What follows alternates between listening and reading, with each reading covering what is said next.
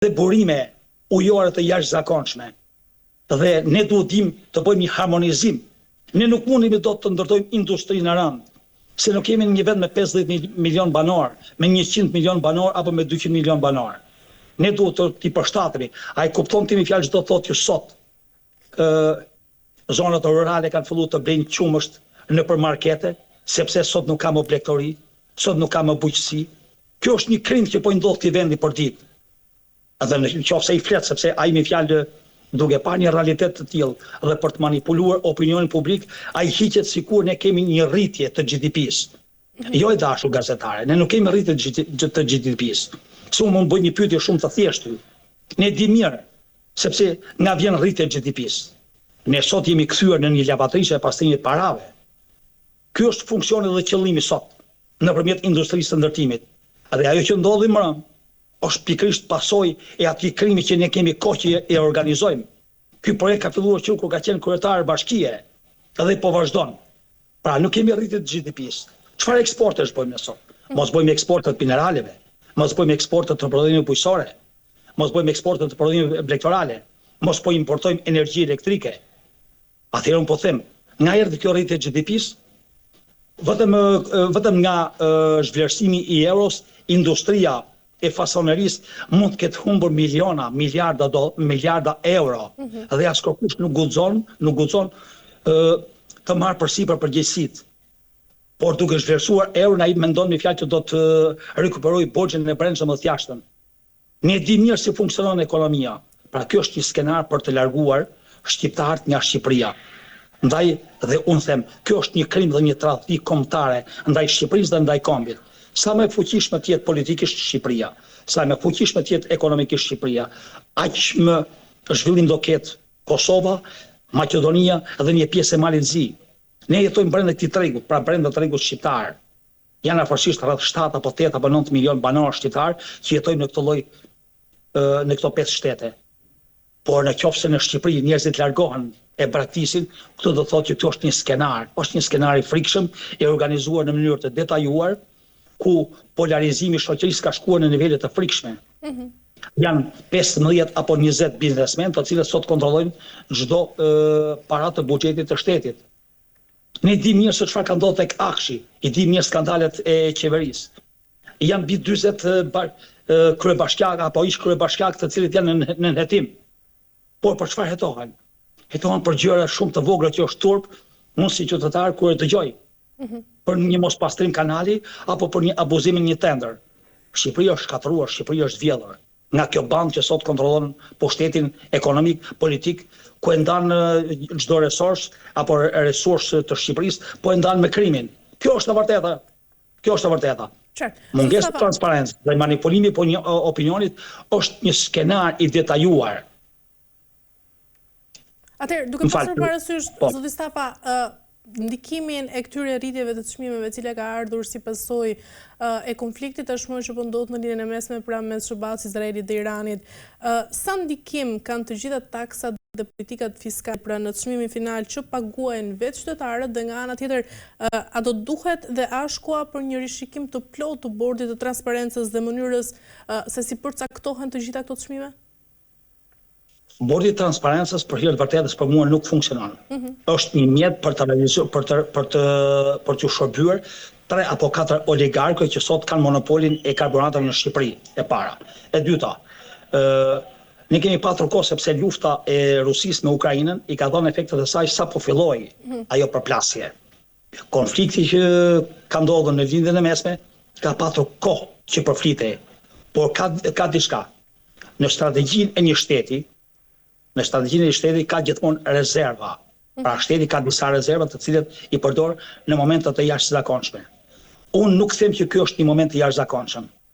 Kjo që është sot në tregun shqiptar, pra në ekonominë shqiptare, kjo mund të ndërhyet vetëm duke bërë disa lehtësira fiskale të cilat i ka të domosdoshme. Ka dhe një rregull në fjalë në ekonominë liberale apo në kapitalizëm, ku paraja e nëndheshme apo paraja jashtë sistemit të bankar ka momente ku shërben edhe si lubrifikant. Por ne kemi kthyer që paraja jashtë sistemit sot kontrollon tregun, kontrollon sistemin. Kjo është ajo që më shqetëson mua. Mua nuk më shqetëson, pra, do të ndjej dhimbje si qytetar kur ndodh një ngjarje kriminale. Por mua më shqetëson dhe më frikson kur shteti dhe krimi bëhen një. Sepse kur krimi fillon dhe kontrollon shtetin dhe pushtetin, kjo tregon me fjalë që politika është dorëzuar përballë krimit ose politika sot është e njësuar me krimin. Këto janë përtej asaj që ne kemi konceptuar apo kemi menduar që janë ngjarje apo fenomene që në çdo shoqëri ndodhin. Për sa i përket konfliktit, ai konflikt gjeopolitik i ka dhënë pasojat e tij pa diskutim. I takon një fjalë presidentit të Republikës të mbledh Këshillin e Sigurimit në mënyrë urgjente, por presidenti është kthyer në një punësuar i qeverisë. Ai ka frikë të flasë në qoftë se Rama nuk i jep miratimin. Kjo është një problem i madh institucional ku gjendet sot Shqipëria. Parlamenti shqiptar sot e ka të vështirë, pra dikush nga mazhoranca ka frikë të reagojë sepse e din mirë pasojat. Sepse i dim kush i ka dalë kundra zotit Rama, apo ka tenduar të dalë kundra brenda grupit parlamentar të tij, është përballë me pasoja. Ne di mirë, më thot një mik para disa ditësh, do marr pjesë në protestë, por nuk kam dëshirë të jem pjesë e medias, do dëruhem tha goxha, sepse të nesërmen thoj që do marr pjesë në protestë, unë do të kem tha kontrollat ke subjektin privat. Pra e kuptojmë ku kemi arrit, pse më shqetëson mua. Pjesëmarrja në protestë është një e drejtë dhe një liri themelore e qytetarit. Edhe po t'i rikthejmë përsëri pyetjes tuaj, i takon presidentit të Republikës, kryeministrit, që në rast të krizësh të tilla mbledh Këshillin e Sigurisë, po mund të vojë edhe një forum të gjerë ekonomik, ku ekspertë që kanë eksperjenca të jashtëzakonshme në Shqipëri mund të ofrojnë. Ka momente kur ne mos kemi qëllim parsor arritjen e GDP-s, por ne do të kemi për qëllim parsor mbajtjen edhe funksionimin e ekonomisë. Në qoftë se ti do ta mbysësh tregtarin shqiptar, sepse është e vërtetë me fjalë që meqenëse çmimi i naftës është rritur, ai akcizë do të paguajë më shumë, por kjo nuk është e ardhur reale. Sepse gjithë kjo ardhur do të vilet nga taksat tona, kur ne të shkojmë të furnizojmë makinën te karburanti, aty çfarë biznesi e paguan si akcizë në dogan, do na e marrë neve keshitje me pakicë. Ndaj unë po themi fjalë që ju takon të ndërhyjnë në mënyrë urgjente. Dhe të shikojmë fjalë që mos ta kenë qëllim dhe piksimin parsor rritjen e ekonomisë me 3.8 apo me 4.8 dhe këto janë mashtrime. Sepse në qoftë se ne me fjalë nuk bëjmë një ristudim total të ekonomisë me prioritetet dhe mundësitë tona, ne kemi vështirë. Në qoftë se nuk rritet eksportet shqiptare, nuk do të ketë rritje të GDP-s. Nuk rritet GDP-ja duke u pastruar paraja. Sepse nesër ky lloj mekanizmi do të kthehet në një bumerang. Dhe ne të shikojmë diçka çfarë ka ndodhur në Kosovë. Kosova në drejtim është shumë lart nesh, para nesh. I ka dhënë një prioritet të jashtëzakonshëm prodhimit dhe industrisë së lehtë. Dhe Kosova është kthyer një eksportues në raport me vitet që ka si shtet i pambarur, i jashtëzakonisht i fuqishëm po flas gjithmonë me resurset që ka Kosova. Kurse Shqipërinë ka beku Zoti. Dhe na kanë mallkuar këto horrë që janë sot në pushtet. Ndaj unë themi fjalë që qytetarët duhet ngrihen, ta marrin zvarr këtë model politike, i cili me fjalë për hir të vërtetës, jo që nuk është kthyer jo në pengesë, po është kthyer në një mjet dhune për të larguar qytetarët dhe shqiptarët nga Shqipëria, për të larguar nga të parë tonë, për të larguar nga shtëpia. Do të vinë një kohë me fjalë që në Shqipëri do të ngeli një moshë 60 dhe sipër. Kjo është një fatkesi. Kjo është një fatkesi njerëzore e organizuar nga dora kriminale e këtyre që sot drejtojnë Shqipërinë. Atëherë, Zustava, për të mbyllur, ne përmendëm shumë probleme pra të vendit tonë dhe pyetja që shtrohet tashmë është edhe mbas deklaratave politike të kryeministrit shqiptar Edi Rama pra sa i përket integrimit të Shqipërisë në Bashkimin Evropian. A është tashmë gati Shqipëria mbas gjithë këtyre problematikave që përmendën të integrohet në Bashkimin Evropian dhe nga ana tjetër sa i përket këtyre çështjeve, çfarë do të kishte bërë ndryshe Partia Demokratike? Atëherë, që marrim me radhë. A është gati Shqipëria për të bërë pjesë e Bashkimit Evropian? Unë i përkas prezit të studentëve dhe dhjetorët 90. E kemi patur ëndër dhe qëllim parsor që Shqipëria të bëhet pjesë e Bashkimit Evropian. Vend antar i NATO-s dhe Shqipëria dhe Kosova janë një. Shqipëria don çdo në Rama i përket Europës. Jemi pjesë e zemrës e Europës. Jemi histori e zhvillimit të Europës.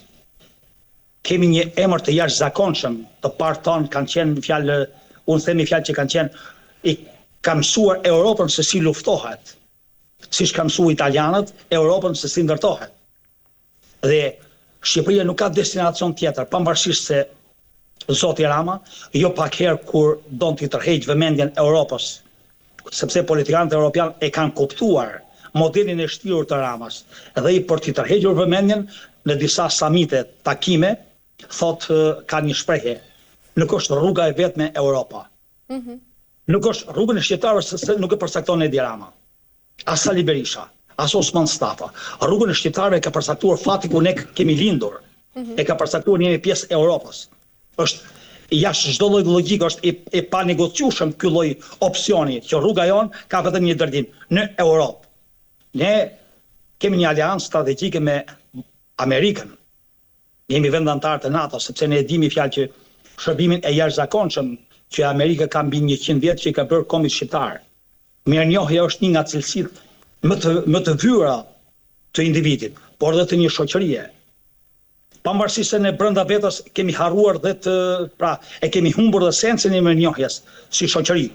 Unë në disa bashkëbisedime me miqtë e mi apo dhe me gazetar, ne po kthehemi pak nga pak si puna e pacientit që ka probleme me dëmballën.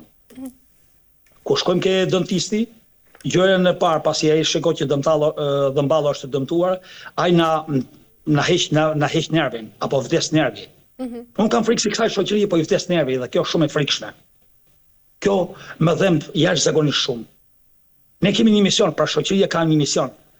Të edukoj klasën politike, kush do t'i shërbej qytetarëve për misionin dhe përgjegjësinë që ka marrë përsipër në të vazhdoj, kush në të kundërt hap krahun.